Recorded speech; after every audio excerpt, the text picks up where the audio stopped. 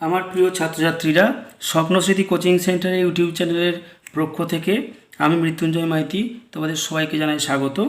তো এর আগেও আমি তোমাদের অন্যান্য মডেল অ্যাক্টিভিটি টাস্ক নিয়ে আলোচনা করেছিলাম। আজকে আমি আলোচনা করব model activity task English class 8-এর, অর্থাৎ অষ্টম শ্রেণীর ইংরাজির মডেল অ্যাক্টিভিটি টাস্ক নিয়ে আলোচনা করব। এর আগে আমরা সেট 2 নিয়ে আলোচনা করব। তো এর আগে আমরা সেট 1 নিয়ে আলোচনা করেছি। যদি এখনও পর্যন্ত সেই ভিডিওগুলো না দেখে থাকো অবশ্যই দেখে নেবে। 5 to 10 সমস্ত ভিডিও ছাড়া আছে। তো এই ইংরাজিটা আমি নির্দিষ্ট এতেই করে দিয়েছি, যে প্রশ্নপত্রেই করে দিয়েছি। প্রশ্নটা খাতায় নির্দিষ্ট খাতায় তুলে নিতে বলা হয়েছে, আর তাতে আনসারটা করতে বলা হয়েছে। তো আমি এতেই আনসারটা করে দেখিয়ে দিয়েছি। তো তোমরা আলাদা খাতায়, যে খাতায় লিখেছো সেই খাতায়, নির্দিষ্ট খাতায় তুলে নেবে। আমি এতে উত্তর করে দিলেও তোমরা নির্দিষ্ট খাতা, যে খাতাতে লিখেছো সেই খাতাতেই কিন্তু লিখবে। তো দেখো, আজকে আমাদের মডেল অ্যাক্টিভিটি টাস্ক ক্লাস 8-এর সেট 2 নিয়ে আলোচনা করব। তো আমরা একটা প্যাসেজ দিয়েছে, read the passage carefully and answer the questions that follow. অর্থাৎ নিম্নে যে প্রশ্নগুলো আছে, প্রথমে এই প্যাসেজটা পড়তে বলা হয়েছে বা স্তবকটা পড়তে বলা হয়েছে। পড়ার পর নিম্নে যে প্রশ্নগুলো আছে সেই প্রশ্নগুলো উত্তর ওখান থেকে দিতে বলা হয়েছে। এবার দেখো, ফার্স্ট প্যাসেজটাকে পড়ে মানে করে দিই, তারপর তোমরা উত্তরগুলো, তো প্রশ্ন উত্তর পর্বে আমরা চলে যাব। দেখো লেখা আছে, ফার্স্ট লেখা আছে দেখো, রিফ্রেশড অর্থাৎ চাঙ্গা হওয়া, যেটাকে বলা হয়, বা তাজা হওয়া। হি লুকড অ্যারাউন্ড অর্থাৎ চাঙ্গা হয়ে বা তাজা হয়ে সে কী করলো, চারিদিকে তাকালো। অ্যান ওল্ড ম্যান একজন বৃদ্ধ মানুষ, স্যাট অন এ ওয়াল অর্থাৎ বসেছিল বা পাশের দেওয়ালে বসেছিল। কোথায় পাশের দেওয়ালে বসেছিল? বাই দ্য পার্সিয়ান হুইল অর্থাৎ পার্সিয়ান চাকাটির পাশে। অর্থাৎ পার্সিয়ান চাকাটির পাশে যে দেওয়ালটি ছিল তাতে একটি বৃদ্ধ মানুষ বা একজন বৃদ্ধ মানুষ বসেছিলেন বা বসেছিল। He looked at the old man. He looked at the old man, he অর্থাৎ সে looked at the old man অর্থাৎ বৃদ্ধ মানুষটির দিকে তাকালো বা দেখলো। ওয়ান্টিং টু সে, ওয়ান্টিং মানে চাইছিল, টু সে সামথিং কিছু বলার জন্য, সামথিং মানে কিছু বলার জন্য, সামথিং মানে কিছু, টু সে মানে বলা, তো কিছু বলার জন্য। বাট হেজিটেটেড কিন্তু মানে বিব্রত বোধ করছিল বা ইতস্তত বোধ করছিল। ফাইনালি হি আস্কড কিন্তু শেষ পর্যন্ত সে বলেই ফেললো বা জিজ্ঞাসা করলো, did the clouds come here. Did the clouds come here অর্থাৎ মেঘগুলো কি এখানে এসেছিল? Did the clouds come here অর্থাৎ মেঘগুলো কি এখানে এসেছিল? দ্য ওল্ড ম্যান লুকড মানে কি, বৃদ্ধ মানুষটি তাকালো closely at him and said অর্থাৎ তার দিকে বলতে চাইছে, বৃদ্ধ মানুষটি তার দিকে দেখলো বা তাকালো এবং বলল, সন অর্থাৎ বালক বা বাছা, হোয়েন দ্য ক্লাউডস কাম অর্থাৎ যখন মেঘেরা আসবে, দ্য আর্থ অর্থাৎ পৃথিবী, অ্যান্ড দ্য স্কাই এবং আকাশ, নো অফ দেয়ার কামিং অর্থাৎ তার আগমনের বার্তা বা আগমনের কথা জানাবে। অর্থাৎ যখন মেঘেরা আসবে, পৃথিবী এবং আকাশ তার আগমনের কথা জানাবে। বাট দ্য ক্লাউডস ওয়ার কিন্তু বাট দ্য ক্লাউডস ওয়ার অর্থাৎ কিন্তু মেঘেরা here last night and no one got to know কিন্তু কি বলছে, কাল রাত্রে মেঘেরা এখানে ছিল কিন্তু কেউ জানতে পারেনি। No one got to know অর্থাৎ মেঘেরা শেষ রাতে ছিল কিন্তু কেউ এখানে এটা জানতে পারেনি। দ্য ওল্ড ম্যান সেড সেই বৃদ্ধ মানুষটি বলল, ইট ইজ নট অ্যানাফ এটাই যথেষ্ট নয়। বৃদ্ধ মানুষটি কি বলল? এটাই যথেষ্ট নয়। For the clouds to come অর্থাৎ মেঘেদের আসার জন্য। It is not enough for the clouds come এটাই মেঘেদের আসার জন্য যথেষ্ট নয়। আই ওয়ান্স লিভড অর্থাৎ আই ওয়ান্স, আমি একদা, লিভড ইন এ প্লেস, একদা এক স্থানে বাস করতাম বা এক জায়গায় বাস করতাম, হোয়ার, যেখানে ইট হ্যাডন্ট অর্থাৎ it had not রেন্ড for 10 years, অর্থাৎ যেখানে বিগত 10 বছর বা 10 বছর বৃষ্টি হয়নি। 10 years, 10 বছর। হি ওয়াজ ওপেন মাউথ, অর্থাৎ সে হাঁ হয়ে গেল। হি স্যাট দেয়ার, সে সেখানে বসে পড়ল। লিসনিং টু হিজ টেলস, তার গল্প শোনার জন্য। সাডেনলি হি রিয়ালাইজড, হঠাৎ সে অনুভব করলো, হাউ লেট ইট ওয়াজ, কি দেরিটাই না হয়ে গিয়েছে। হি ওয়াকড, সে হাঁটতে আরম্ভ করো, he walked for miles in the sun and the dust, অর্থাৎ সে রোদ এবং ধুলোর মধ্যে দিয়ে, he walked for miles in the sun and the dust, অর্থাৎ সে সূর্যের রোদে কী করেছে এবং ধুলোর মধ্যে দিয়ে সে কয়েক মাইল হেঁটে গিয়েছিল। He went back the same dark track he had taken to come there, অর্থাৎ বলতে চাইছে যে সে সেই নোংরা পথ দিয়েই ফিরে গিয়েছিল, যে পথ ধরে সে সেখানে এসেছিল, অর্থাৎ ওই জায়গায় এসেছিল।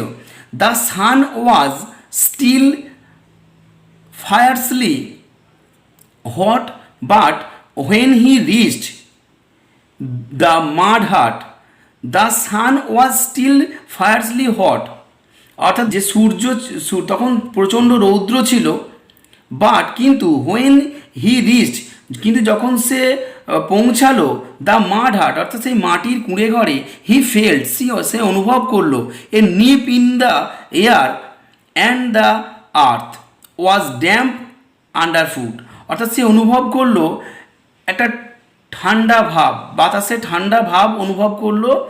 অ্যান্ড দ্য আর্থ, অর্থাৎ বলতে এবং পৃথিবী, অর্থাৎ মাটির কথা বলা হয়েছে, ওয়াজ ড্যাম্প আন্ডার ফুট, অর্থাৎ পায়ের তলার মাটি হয়ে গিয়েছিল স্যাঁতস্যাঁতে। তারপর দেখো নিচে প্রশ্ন দিয়েছে, write T for true sentence and a for false sentence, অর্থাৎ যেগুলো সত্য হবে সেগুলোর পাশে টি দিতে বলেছে, আর যেগুলো ফলস অর্থাৎ মিথ্যা হবে তার পাশে এফ দিতে বলা হয়। সাপোর্টিং ফ্রেসেস বা সেন্টেন্সেস ফর ইয়োর অ্যান্সার্স, অর্থাৎ বলতে চাইছে সেটাকে কোনো বাক্যকে তুমি যদি সত্য বলো, সত্যের সাপেক্ষে তুমি তাকে যদি সত্য বলো, তাহলে সেই সত্যের সাপেক্ষে তুমি প্যাসেজ থেকে সেন্টেন্স তুলে এখানে সাপোর্টিং সেন্টেন্স, মানে কেন তুমি সেটাকে সত্য বলছো তার সাপোর্টে যুক্তি দিতে হবে ওখান থেকে নির্দিষ্ট সেন্টেন্স দিয়ে বা বাক্য দিয়ে। আর যদি তুমি মিথ্যা বলো তাও ওখান থেকে বাক্য তুলে নিয়ে তোমাকে বলতে হবে যে কেন এটা মিথ্যা হলো বা সত্য হলো। সত্য বললে সত্যের সাপেক্ষে যুক্তি দিতে হবে, মিথ্যা বললে মিথ্যার সাপেক্ষে যুক্তি ওই প্যাসেজ থেকে তুলে নিয়ে তোমাকে লিখতে হবে। তো প্রথমটা দিয়েছিল দেখো, the boy sat on a wall by the Persian wheel. The boy অর্থাৎ বালকটি স্যাট অন এ ওয়াল, অর্থাৎ একটা ওয়ালের বসেছিল, বাই দ্য পার্সিয়ান হুইল, অর্থাৎ পার্সিয়ান চাকাটির পাশে যে দেওয়ালটা ছিল তাতে বসেছিল। এটা কি ঠিক? এটা ঠিক নয়, কারণ এখান থেকে দেখো এখানে লেখাই আছে an old man sat on a wall, মানে একটা বৃদ্ধ বালক ওই পার্সিয়ান হুইলটার পাশে যে দেওয়ালটা ছিল তাতে বসেছিল, কিন্তু এখানে দিয়েছে বালকটি বসেছিল। এটা কি ঠিক? তাহলে মিথ্যা হবে, ওই জন্য ফলস হবে। ওই জন্য ফলস হলে এখান থেকে এইটুকু তুলে নিলেই আমাদের, কেন ফলস বলছি এটা তুলে নিয়ে এখানে লিখে দিলেই হয়ে যাবে। ওই জন্য লিখেছি দেখো, an old man sat on a wall by the Persian wheel. তারপরটা কি দিয়েছিল দেখো, according to the boy everybody got to know that clouds were there last night. According to the boy অর্থাৎ বালকটির মতে বা ছেলেটির মতে কি, এভরিবডি গট টু নো অর্থাৎ সবাই জানতো that the clouds were there last night, সেখানে মেঘেরা শেষ রাত্রে সেখানে মেঘেরা ছিল। এটা মিথ্যা হবে, কারণ সেখানে এটা কি দিয়েছে, বাট দ্য ক্লাউডস, এটা মিথ্যা হবে। কেন মিথ্যা হবে এই জায়গাটা তুলে দিলেই হয়ে যাচ্ছে। But the clouds were here last night and no one got to know, অর্থাৎ কেউ জানতো না যে শেষ রাতে ওখানে মেঘেরা ছিল। তো এখানে বলতে বালকটি জানতো যে সবাই এখানে সম্পূর্ণ উল্টো কথা বলা হয়েছে, ওই জন্য এটা মিথ্যা হয়েছে। ওই জন্য এই অংশটা তোমাদের এই থার্ড লাইনের বাট থেকে নো পর্যন্ত তুলে দিলেই হয়ে যাবে, সেই জন্য ওই জায়গাটা তুলে নেওয়া হয়েছে। দেখো, but the clouds were here last night and no one got to know, এই অংশটা লিখে দিলেই হয়ে যাবে। সাপোর্টিং সেন্টেন্স বা ফ্রেজেস বলেছে। তো তারপর দেখো তিনেরটা কি দিয়েছে, the boy went back using the same dirt track, অর্থাৎ দ্য বয় ওয়েন্ট ব্যাক অর্থাৎ সেই ছেলেটি ফিরে এসেছিল, using the same dirt track অর্থাৎ সেই একই নোংরা রাস্তা দিয়ে, দ্যাট হি হ্যাড টেকেন যেখান দিয়ে সে টু কাম যেখান দিয়ে সে গিয়েছিল সেই রাস্তাতেই ফিরেছিল, দ্য পার্সিয়ান হুইল অর্থাৎ পার্সিয়ান হুইলের বা পার্সিয়ান চাকার কাছে যে রাস্তা দিয়ে সে গিয়েছিল সেই রাস্তা সেই নোংরা রাস্তা দিয়েই কি ফিরে এসেছিল সে, এই কথা বলছে। তাহলে এটা ট্রু হবে। কেন ট্রু হবে দেখো, এখানে লিখেছি he went back by the same dirt track he had taken to come there, অর্থাৎ বলতে চাইছে এই অংশটা লিখলে হয়ে যাবে he went back by the same dirt track he had taken come there, এই অংশটা তুলে দিলেই হয়ে যাচ্ছে। তাহলে এখান থেকে এই অংশটা 3 নাম্বার উত্তরের জন্য লিখে দিলেই হয়ে যাবে। তারপরে দেখো কি দিয়েছে, ফিল ইন দ্য ব্ল্যাঙ্কস অর্থাৎ শূন্যস্থান পূরণ করো উইথ সুইটেবল ওয়ার্ডস অর্থাৎ উপযুক্ত বা যথোপযুক্ত শব্দ দিয়ে from the list given below, অর্থাৎ নিচে যে শব্দগুলো দিয়েছে সেই শব্দগুলোর মধ্যে যেটা বসবে সেটা দিতে হবে। ওয়ান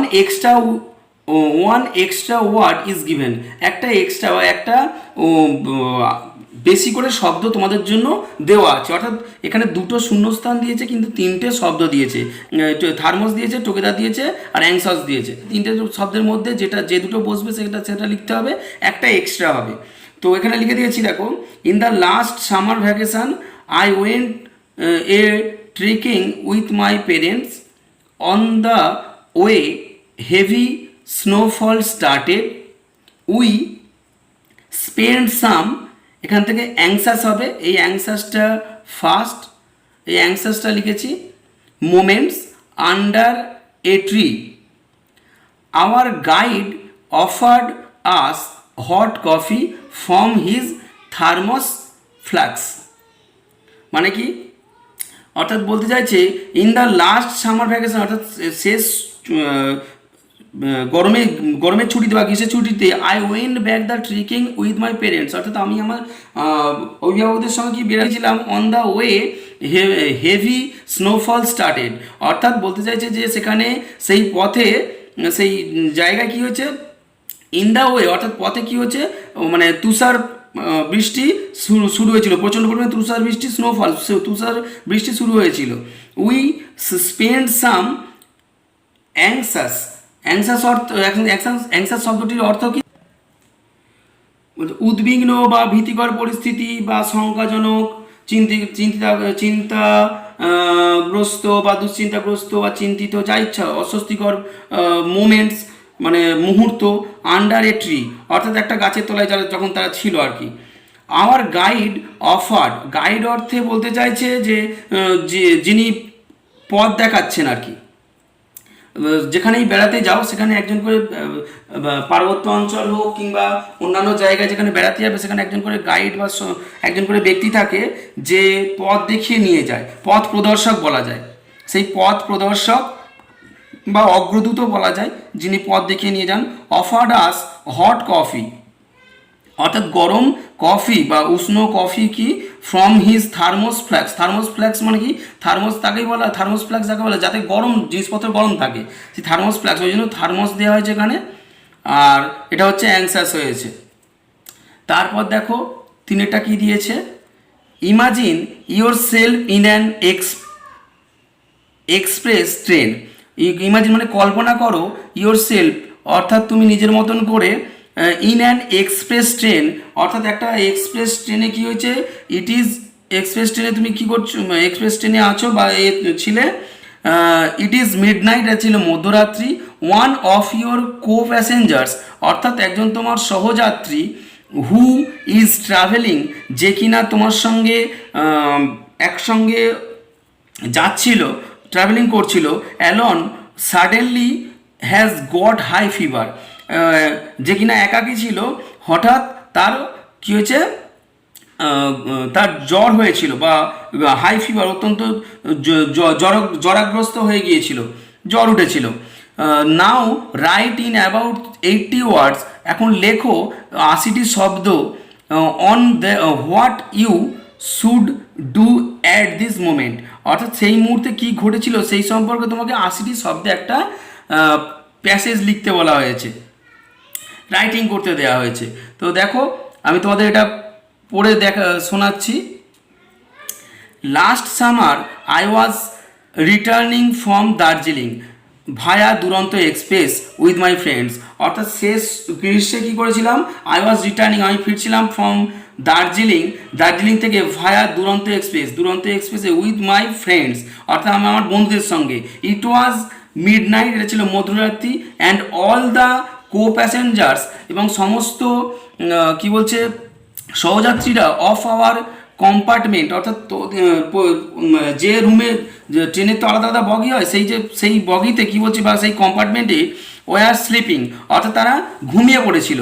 সাডেনলি আই ওয়াজ, হঠাৎ করে আমি, অ্যাওকেন্ড, অর্থাৎ বলতে চাইছে ঘুম ভেঙে যায়, বাই এ গ্রোজ, অর্থাৎ বলতে চাইছে হঠাৎ করে একটা গোঙানির শব্দে ঘুম ভেঙে যায়। আই সি দ্যাট, আমি দেখতে পাই, one of our co passenger, আমাদের মধ্যে থেকে একজন সহযাত্রী, ফিলিং আনইজি, অর্থাৎ অস্বস্তি বোধ করছে বা অস্বস্তি বোধ করছে বলেই বেশি বেটার হবে। I went near him and discovered, I went near, অর্থাৎ আমি তার কাছে গেলাম, হিম অর্থাৎ আমি তার কাছে গেলাম, অ্যান্ড ডিসকভার্ড, এবং বুঝতে পারলাম বা আবিষ্কার করলাম, এই অর্থে বলা যায়